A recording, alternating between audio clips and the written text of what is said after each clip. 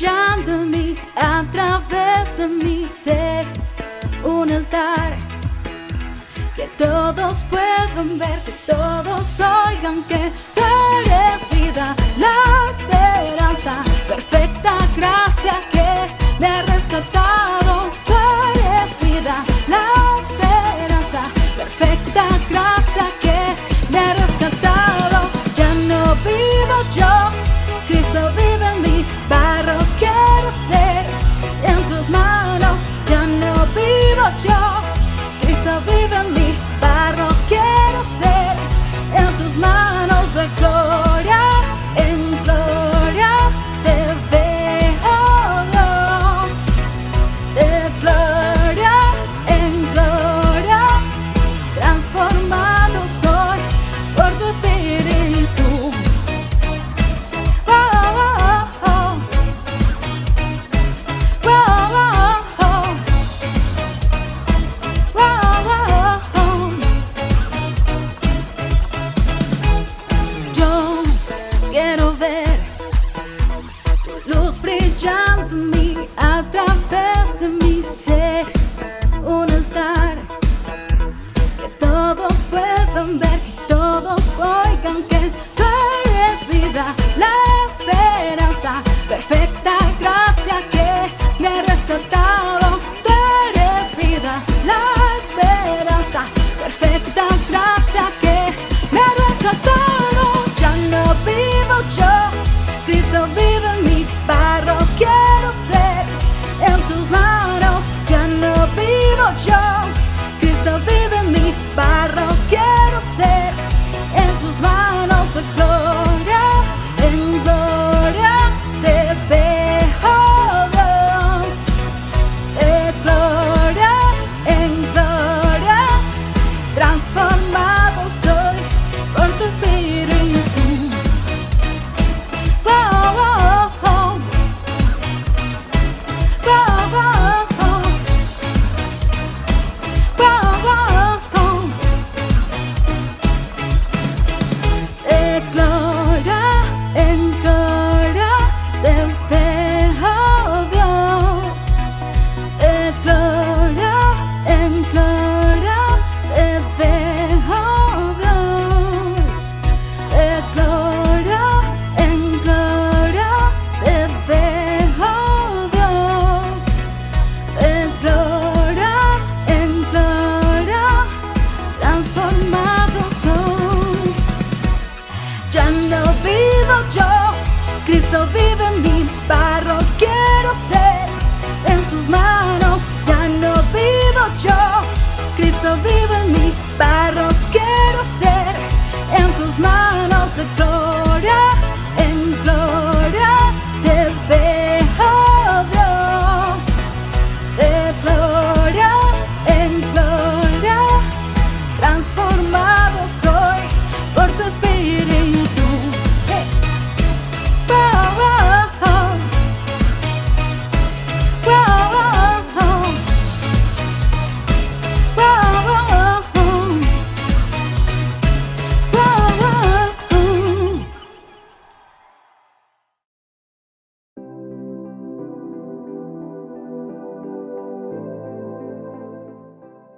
Bien, amados, muy buenos días para todos. Es un gozo poder estar nuevamente con ustedes y que nos permitan llegar a sus hogares con tiempos de palabra.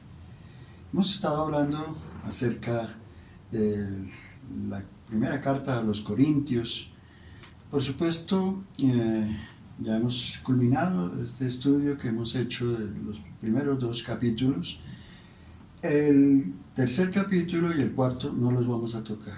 En realidad, de eso ya hemos hablado en la iglesia hasta la saciedad, acerca de los hermanos carnales, es decir, aquellos que son, de repente quizás han nacido de nuevo, pero pues que en sí solamente han hecho esa profesión de fe, han quizás caminado con Dios, pero de acuerdo a su propia perspectiva, quizás de una manera religiosa. Hay muchos tópicos en torno el cristianismo que, por decirlo de alguna manera, es un cristianismo tibio. Pero bueno, el capítulo 4 nos habla de que nosotros, es decir, los pastores, los líderes, aquellas personas que el Señor ha colocado quizás en un lugar de prominencia dentro de la iglesia, debemos ser buenos administradores. Pero esta palabra de ser buenos administradores indudablemente es para todos como cristianos. Si usted es un buen administrador de lo poco que el Señor le da, el Señor lo va a colocar sobre mucho. Pero si usted es una persona que no sabe administrar, que nunca se deja enseñar por el Señor de cómo administrar sus bienes, lo que el Señor le da, pues usted siempre va a estar pasando necesidades, usted siempre va a estar en una situación deplorable donde usted no puede quizás diezmar para la iglesia, tampoco puede ni siquiera ofrendar, porque ni siquiera hay ese sentir. Uno ve que hay muchos hermanos que no les interesa ofrendar, que no les interesa diezmar, no saben la bendición que se pierde. Pero bueno, dejémoslo ahí. Ya hemos hablado mucho de esto y no quiero que se sientan coaccionados, hermanos, acerca de que quizás el pastor nos está presionando para que nosotros pues hagamos lo que no queremos hacer. Esa no es la idea, queridos hermanos, porque ustedes bien saben que en la iglesia todo debe ser voluntario. Sin embargo, hay hermanitos que se han aferrado a esto y no tienen la voluntad, o sea, no es voluntario, o sea, no hay la voluntad para hacer las cosas para la honra y la gloria de Dios.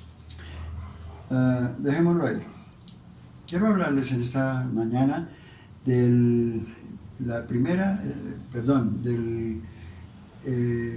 un caso de inmoralidad juzgado. Yo le he puesto la doble moral en la iglesia, aún en la iglesia.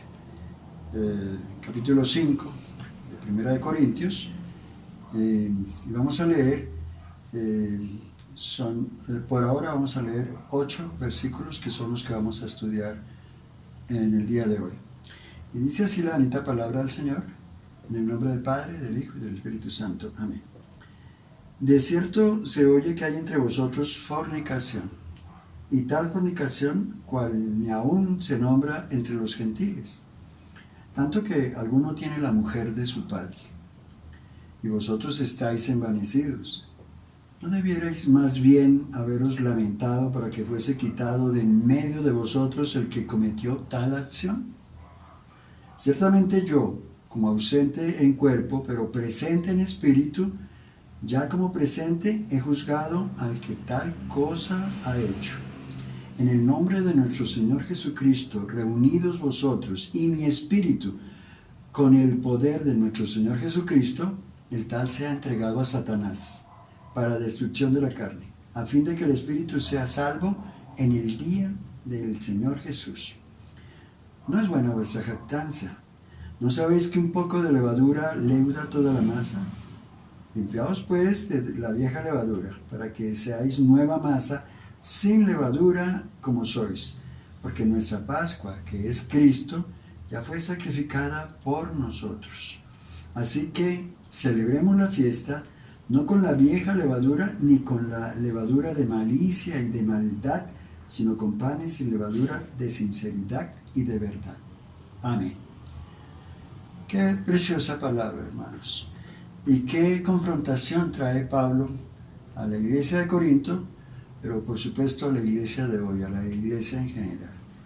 La doble moral, lastimosamente, aún dentro de la iglesia, porque es cierto, todos conocemos que dentro de nuestra sociedad, en nuestra familia, aun cuando no éramos cristianos, todos manejábamos una doble moral.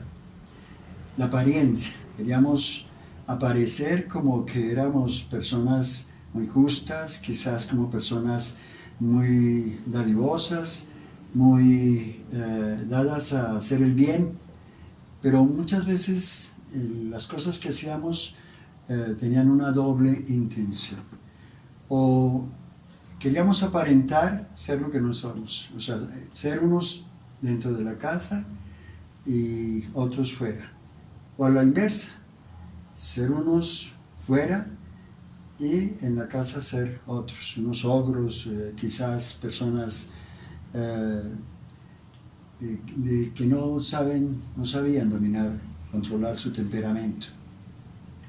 Y tantas cosas, hermanos. La moral, porque lastimosamente la moral que nos enseñaron, esos principios que muchos de nosotros aprendimos de nuestros padres, pues son los que básicamente maneja la sociedad hoy, y que mucha gente cree que por esos principios ellos ya están bien con Dios.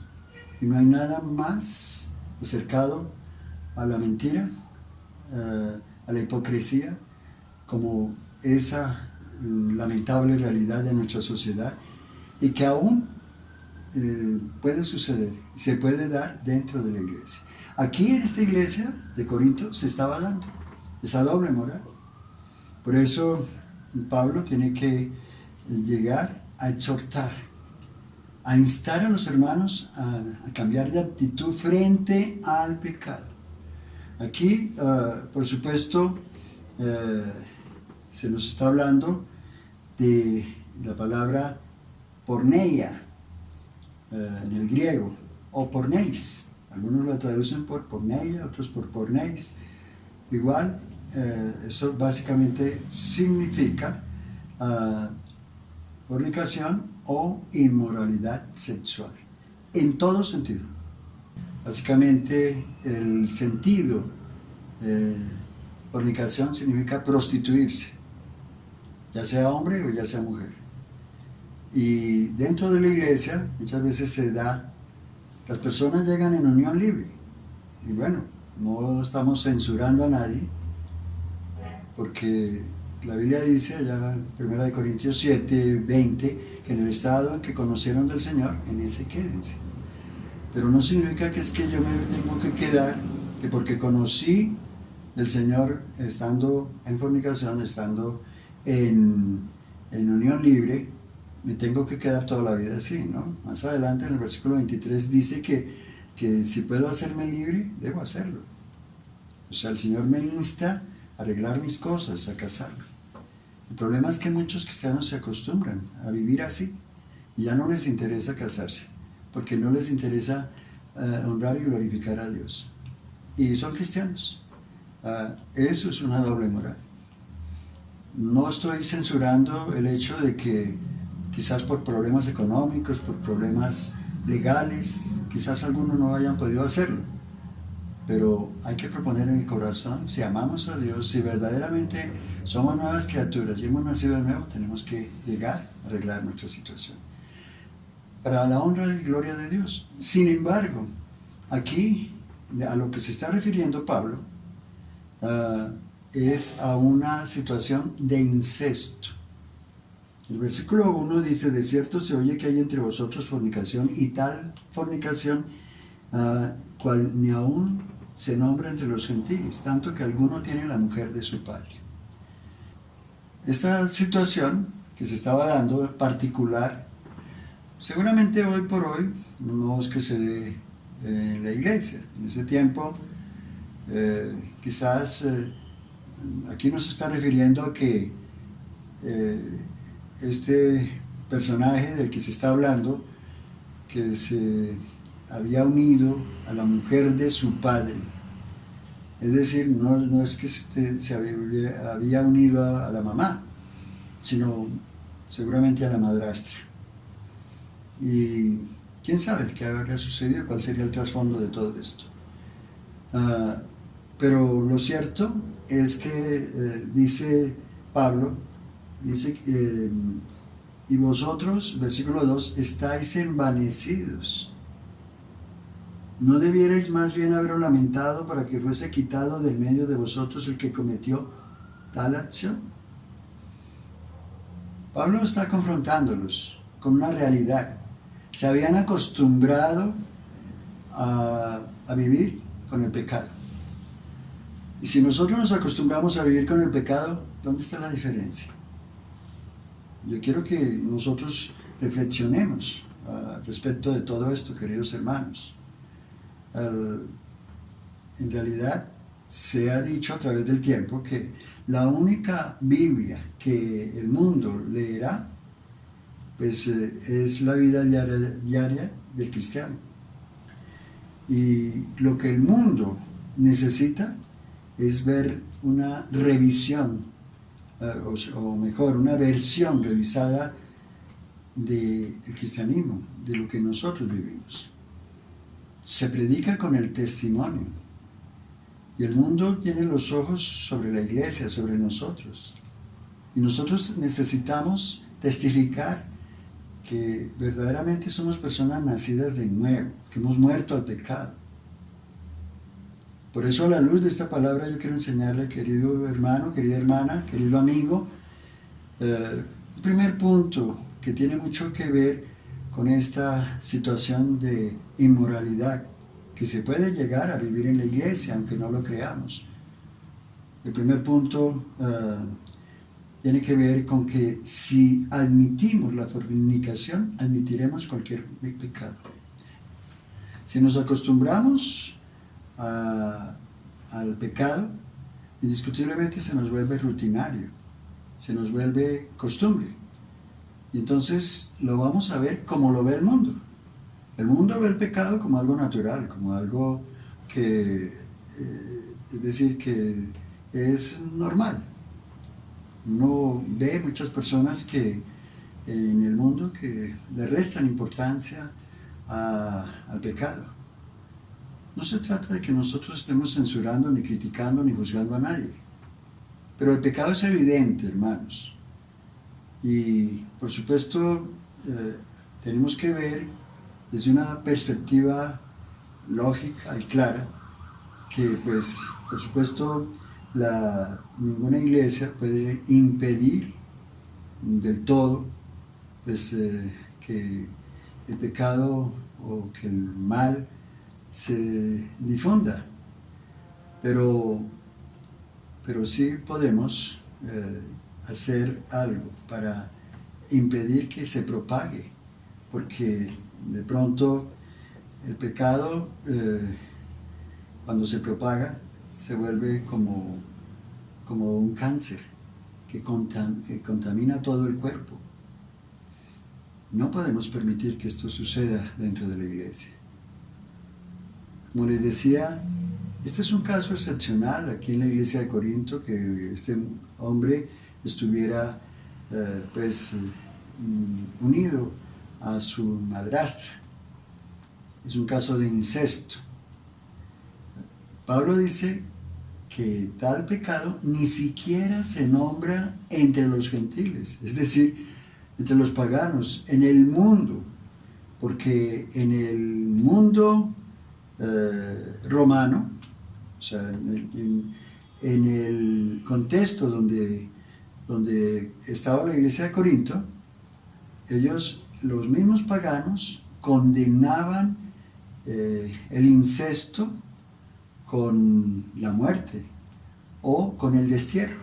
Esos eran los dos castigos que propinaban a quienes caían en algo así. Entonces, si Pablo dice, ni aún se nombra entre los gentiles, es decir, entre los que no son creyentes, cuanto mucho más nosotros como cristianos tenemos que apartar de nuestra vida la fornicación, la impureza, cosas que nos impiden honrar y glorificar a Dios. Se puede practicar la fornicación de muchas maneras. Cuando usted de pronto está de acuerdo con el homosexualismo, usted ya está practicando la fornicación, porque usted está asintiendo, porque usted está aprobando algo que Dios desaprueba. Y, por supuesto, eso no es lo que espera Dios de sus hijos. No es que vamos a condenar a nadie, óiganme bien, queridos hermanos, pero nosotros estamos llamados a mostrar el camino. Y nosotros necesitamos, pues, hacer ajustes en nuestra vida, hacer ajustes en nuestro diario caminar, porque la iglesia tiene que honrar y glorificar a Dios, hermanos, porque nosotros como hijos de Dios, Pablo nos insta en el capítulo 6, él dice que el cuerpo no es para la fornicación. Puede que usted no esté practicando el incesto. Puede que usted quizás solamente viva con su esposo con el que no se ha casado, con su marido, o con su mujer con la que no se ha casado. Pero igual usted está en fornicación. Igual necesita corregir, necesita poner cartas en el asunto. Muchas veces las bendiciones de Dios se impiden por no hacer correctivos que el Señor nos dice que debemos hacer. Entonces, por eso es importante no admitir el pecado dentro de la iglesia. Todo indica, dentro del contexto de los corintios, que al parecer este hombre era quizás alguien importante, a lo mejor era el que más diezmaba, ¿sí? A lo mejor era el que quizás más aportaba ideas a la iglesia, o qué sé yo, porque toda la iglesia parecía rodearlo, toda la iglesia parecía estar de acuerdo con él, y por eso Pablo entra a cuestionar esta posición. Y eso puede suceder en nuestro contexto, hermanos. A veces podemos caer lastimosamente en una situación de permisividad del pecado, tal vez porque tenemos cierto acercamiento a la familia de tal persona que está asistiendo, o porque esa persona es muy dadivosa, muy generosa, porque quizás es una persona muy influyente, y nosotros simplemente nos estamos asociando, estamos siendo cómplices del pecado. No nos atrevemos a confrontarla. La confrontación, queridos hermanos, no es solamente que el pastor tenga que hacerlo. El pastor lo debe hacer, pero usted también como hermano en la fe, como hermana en la fe, si usted ve una situación anómala que está sucediendo, que alguien está en pecado y aún ni siquiera la familia sabe, usted, su deber, querido hermano, querida hermana, es en el amor del Señor confrontar a esa persona y llevarla a que sepa que no estamos de acuerdo, que no nos queremos confabular ni queremos que nos haga cómplices del pecado. Así que es importante que nosotros hagamos ese tipo de correctivos en la iglesia, hermano, para que vivamos como Dios quiere, para que la iglesia sea una iglesia de bendición donde se hace la diferencia. Hermanos, en segundo lugar, la doble moral sin duda opaca la santidad. La doble moral opaca la santidad. Dice el versículo 2, y vosotros estáis envanecidos. La palabra envanecidos es la palabra caugema, con K, caugema, con K y J, que significa, es decir, tiene que ver con el griego fusión, es decir, es tener un alto concepto de sí mismo. Eso es lo que significa, tener un alto concepto de sí mismo. Es decir, nos creemos pues que estamos bien porque quizás pudiéramos tener una iglesia grande, una iglesia bonita, una iglesia con muchas cosas atractivas, pero ¿qué de nuestra comunión con Dios? ¿Qué de nuestra comunión con nuestros hermanos? ¿Qué de nuestra moral? ¿La estamos practicando? ¿Estamos viviendo conforme a los principios bíblicos? No los principios del mundo, hermanos. Porque una cosa es la moral del mundo y otra cosa es los principios bíblicos, lo que Dios nos enseña, cómo debemos vivir en santidad. La palabra santidad para nosotros es que significa que somos apartados para Dios, que nosotros somos privilegiados porque a Dios le plació escogernos para alabanza y gloria de su nombre. Así que necesitamos en torno a esa situación, para no vivir una doble moral y para no caer quizás en el engaño de estar juzgando al hermanito, de estar murmurando. Mire que cuando se dan todas esas cosas en la iglesia, se está fomentando la murmuración. Y la murmuración es un acto de cobardía, hermano. Cuando se le dice, cuando no se atreven a decirle a las personas lo que uno piensa, lo que sabe de ellos, pero lo dice por la espalda. Eso es un acto de cobardía. Entonces, nosotros necesitamos hacer correctivos, hermanos, dentro de la iglesia. Si hay personas que no practican un verdadero cristianismo, estamos llamados nosotros a llamarle la atención. Estamos llamados a exhortarlos, en amor, por supuesto. No es criticarlos, no es juzgarlos, no es señalarlos, no es estigmatizarlos, pero sí confrontarlos con su realidad. No podemos hacernos cómplices del pecado, porque si nos hacemos cómplices del pecado, hermanos, estamos pecando contra Dios. Estamos determinando en nuestro corazón que en la iglesia se puede vivir de cualquier manera, que ya al fin y al cabo Dios nos perdonó todos nuestros pecados y que ya todos nuestros pecados quedaron enclavados en la cruz. No, así no funciona, queridos hermanos. El Señor quiere que nosotros vayamos de menos a más, que cada día seamos mejores, que cada día estemos viviendo conforme a la realidad de la palabra de Dios, queridos hermanos. Entonces, Pablo aquí entra decisivamente a efectuar un juicio. ¿Y por qué está efectuando Pablo un juicio? Porque tenía la autoridad de parte de Dios.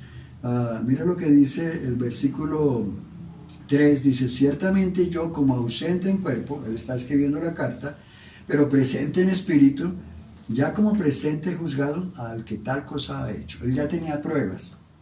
Él no estaba actuando a la ligera ni con beligerancia. Él estaba actuando en razón del conocimiento, de que tenía pruebas de que definitivamente eso era lo que estaba pasando, y los hermanitos estaban envanecidos. O sea, como que sacaban pecho porque eran amigos del fulano, porque eran hermanos, ¿cierto? Y como que eso les resbalaba. Y Pablo entra a hacer una confrontación, a censurar lo que estaba mal hecho, hermano. A eso está llamada la iglesia, a censurar lo que se hace mal, las malas acciones, hermanos. A no permitir, porque cuando usted es una persona permisiva, cuando el pastor es un pastor permisivo, estamos simplemente permitiendo que la maldición entre a la iglesia, que no haya bendición, que no haya prosperidad. Hay muchas cosas en torno a todo esto, hermanos, que tenemos que analizar.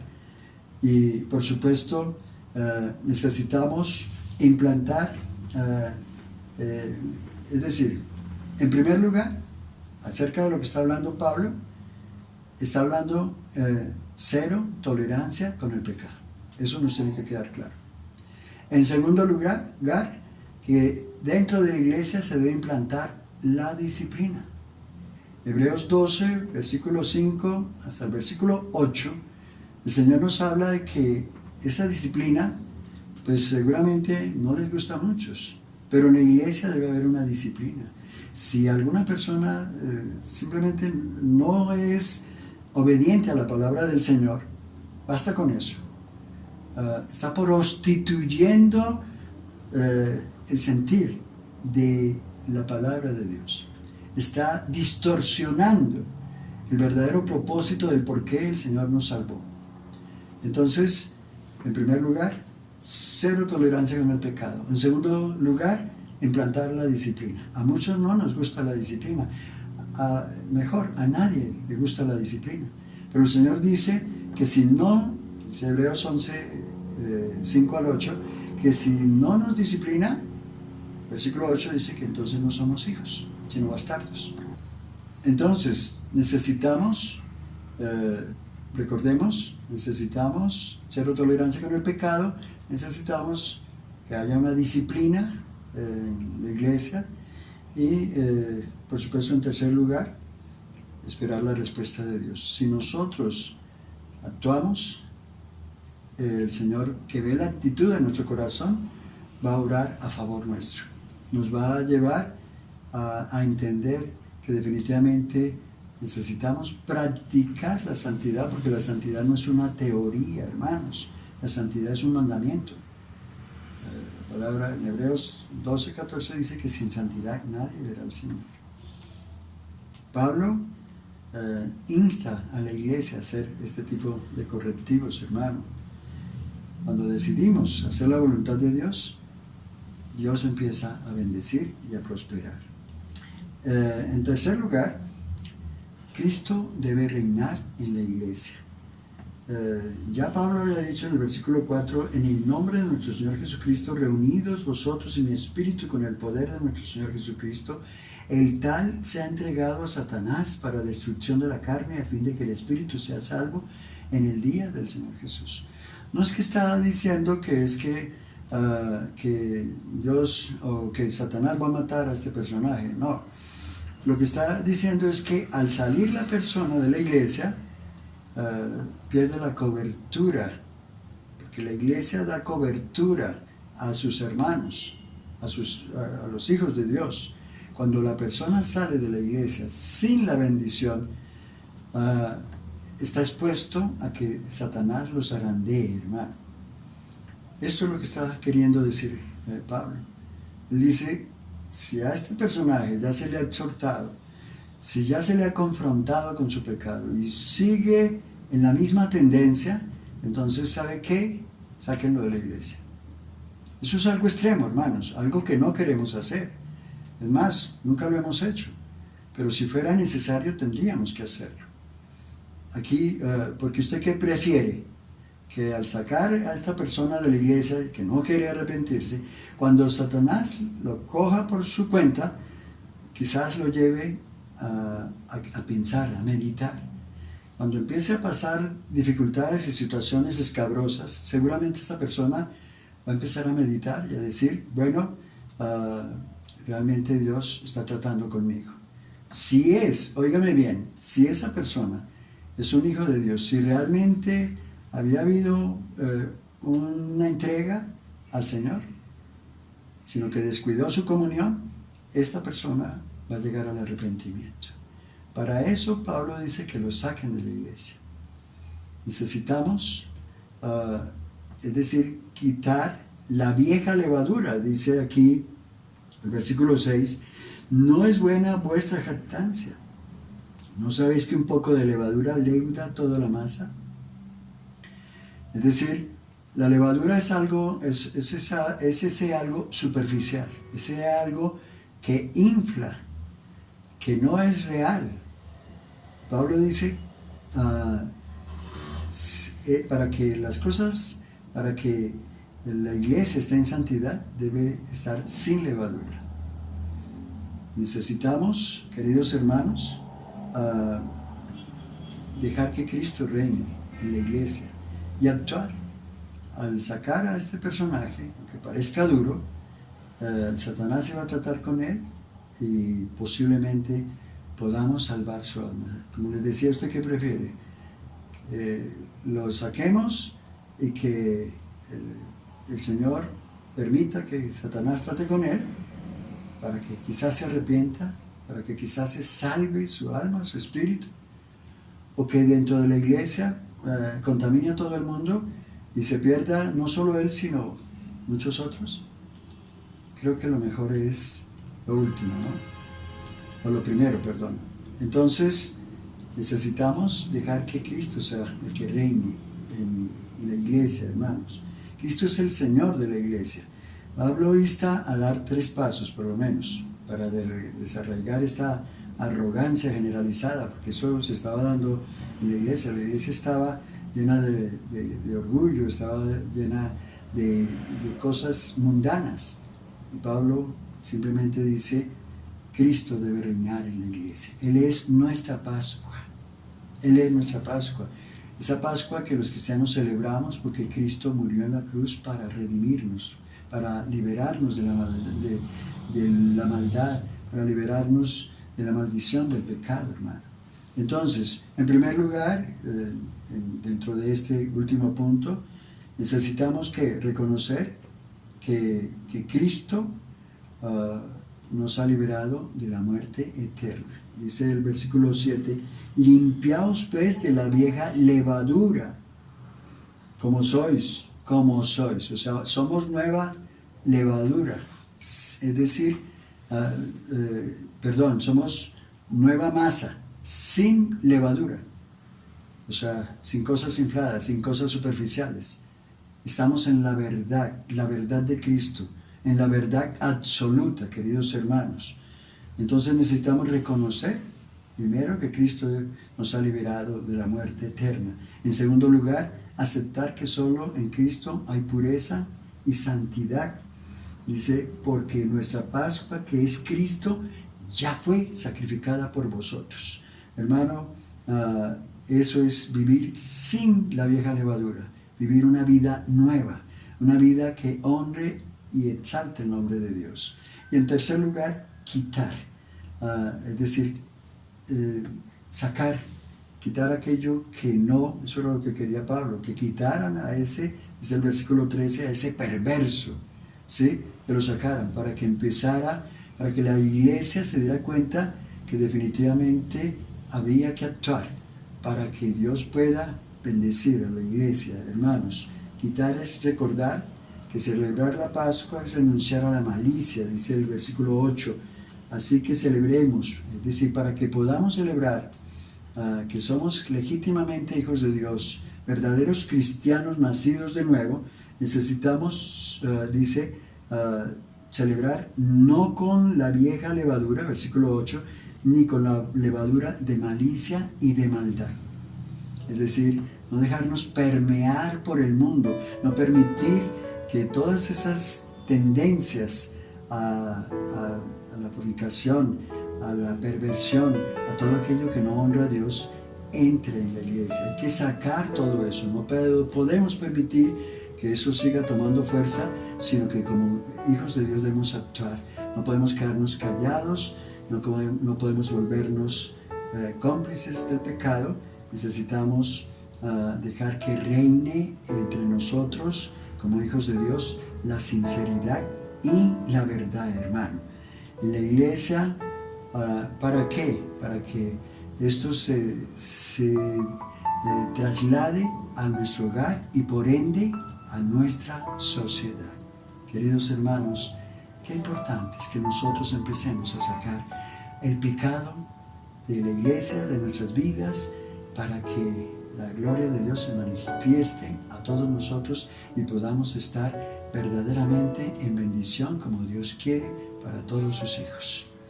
Vamos a orar, a dar gracias a Dios y luego vamos a tomar la Santa Cena, porque hoy es primer domingo de cada mes, recuerde. Entonces, hoy es primero del mes, entonces vamos a tomar la Santa Cena, pero vamos a orar primero. Dios, gracias, damos gloria a ti, Señor, por tu misericordia, por tu palabra que nos enseña, Señor, cómo debemos vivir siendo transparentes, siendo verdaderos hijos que hacen tu voluntad, que quieren ser correctivos en su vida para que tu gloria se manifieste a cada uno de nosotros y haya bendición legítima que viene de ti para nuestras vidas, para nuestros hogares y para nuestra sociedad. En el nombre de Jesús. Amén. Vamos a tomar la Santa Cena. Espero que usted pues tenga ahí los elementos y pueda celebrar con nosotros. Quiero participarles en esta mañana de otra versión de la palabra del Señor. Dice el versículo 23, lo que el Señor Jesucristo me enseñó es lo mismo que yo les he enseñado a ustedes. La noche en que el Señor Jesús fue traicionado, tomó en sus manos pan, dio gracias a Dios, lo partió en pedazos y dijo: esto es mi cuerpo que es entregado en favor de ustedes. Cuando coman de este pan, acuérdense de mí. Vamos a comer el pan y acordarnos del sacrificio de Cristo, de cómo su cuerpo fue molido por nuestros pecados.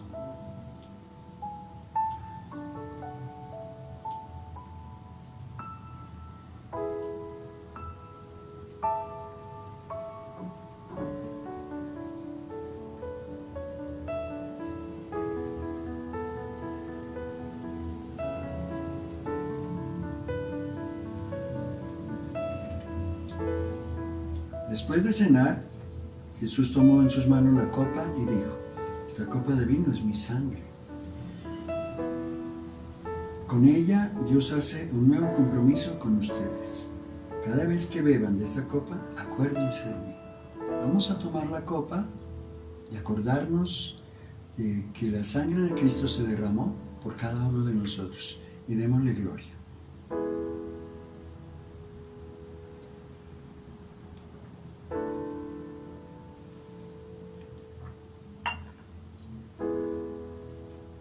Así que cada vez que ustedes comen de ese pan o beben de esa copa, anuncian la muerte del Señor Jesús hasta el día en que Él vuelva. Démosle gloria a Dios por este privilegio, queridos hermanos. Despidámonos unos a otros en amor y démosle gracias a Dios por esta palabra.